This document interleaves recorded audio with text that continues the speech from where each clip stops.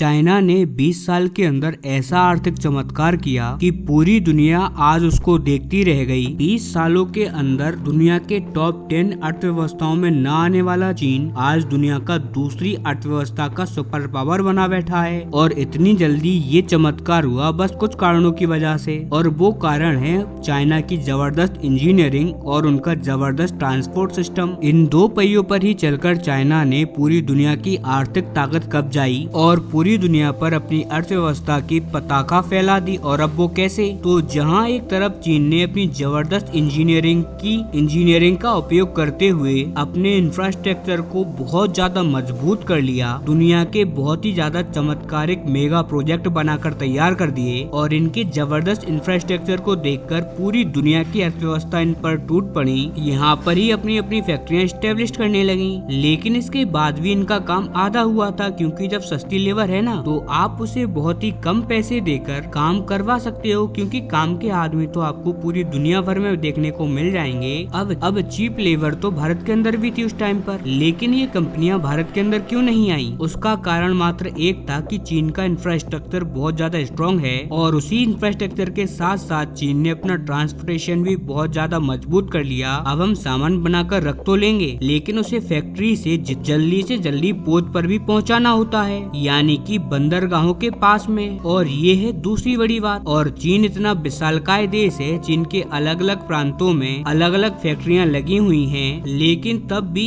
एक रात के अंदर चाइना के किसी भी प्रांत में सामान क्यों ना हो, उसके जबरदस्त ट्रांसपोर्ट सिस्टम की वजह से वो बहुत ही जल्द उसके बंदरगाहों तक पहुंच जाता है। फिर वहां से उसे बड़े बड़े शिपों में लादकर दुनिया भर के देशों में पहुंचा दिया जाता है। कुल मिलाकर एक तरफ इंजीनियरिंग और दूसरी तरफ ट्रांसपोर्टेशन, इन्हीं दो पहियों पर चलकर चीन की अर्थव्यवस्था यहाँ तक पहुँची है। और अब भारत भी इन्हीं दो पहियों पर सवार होकर अपनी अर्थव्यवस्था को आगे बढ़ाने के लिए काम कर रहा है। भारत में इंफ्रास्ट्रक्चर का काम भी तेजी से किया जा रहा है, और दूसरी तरफ ट्रांसपोर्टेशन भी सुपर फास्ट तरीके से बन रहा है। और वहीं अब सोने पर सुहागे वाली बात ये हो गई कि यूरोप की सबसे शक्तिशाली ट्रांसपोर्ट और यूरोप की सबसे बड़ी कंपनियां भारत आ रही हैं, और वो भी खाली हाथ नहीं, $100 अरब का इन्वेस्टमेंट लेकर। दरअसल आपको याद होगा, अब से कुछ महीनों पहले मैंने आपको एक खबर दी थी कि स्विट्जरलैंड के साथ साथ नॉर्वे, आयरलैंड और लिंचेस्टाइन, ये 3-4 देश मिलकर भारत के साथ EFEF करने जा रहे हैं, यानी कि एक तरीके का फ्री ट्रेड एग्रीमेंट। और इसके बाद ये चारों देश मिलकर भारत के अंदर $100 अरब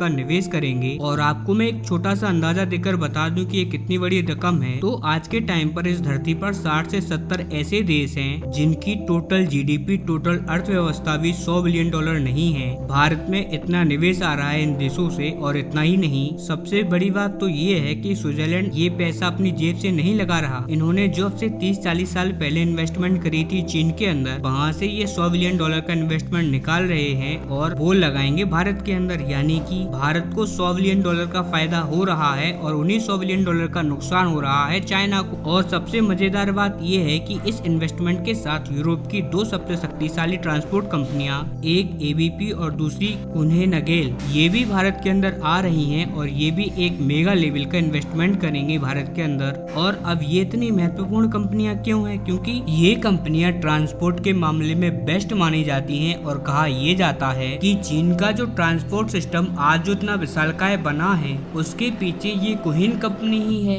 इतना ही नहीं, कई यूरोप के एग्जीक्यूटिव्स कहते हैं कि अगर कुहिन नगेल अब से कई दशक पहले चीन नहीं आती, तो शायद आज चीन जहां है वहां कभी नहीं पहुंच पाता। अब आप इससे अंदाजा लगा लीजिए कि ये कंपनी कितनी ज्यादा इम्पोर्टेंट है, और जब ये कंपनी भारत में इन्वेस्टमेंट करेगी तो भारत के ट्रांसपोर्ट सिस्टम को किस लेवल पर लेके जाएंगे। इतना ही नहीं, इससे महत्वपूर्ण है ABP कंपनी स्विट्जरलैंड की एक बहुत ही ज्यादा फेमस इंडस्ट्रियल कंपनी है, खासकर की इंजीनियरिंग के मामले में इसका कोई भी टक्कर का नहीं है। और अभी इंडिया के अंदर आ रही है। इसके चीफ ने कहा है कि हम भारत के अंदर इतना जबरदस्त इन्वेस्टमेंट करेंगे कि दुनिया देखती रह जाएगी। एक्सपेंशन इतने मेगा लेवल का होगा जो आज तक पूरी दुनिया ने कभी नहीं देखा। भारत में इतने ज्यादा लोग हैं कि हम कितना भी अपना मार्केट बढ़ा लें, कारोबार कभी भी कम नहीं होगा। और बताया जा रहा है कि इस कंपनी के आने से भारत का इंजीनियरिंग सेक्टर मजबूत होगा, industrial automation sector next level पर चला जाएगा। अब मैं ऐसा क्यों कह रहा हूँ? क्योंकि भारत के अंदर 80 से 90% कंपनियां ऐसी हैं जिनके यहाँ पर काम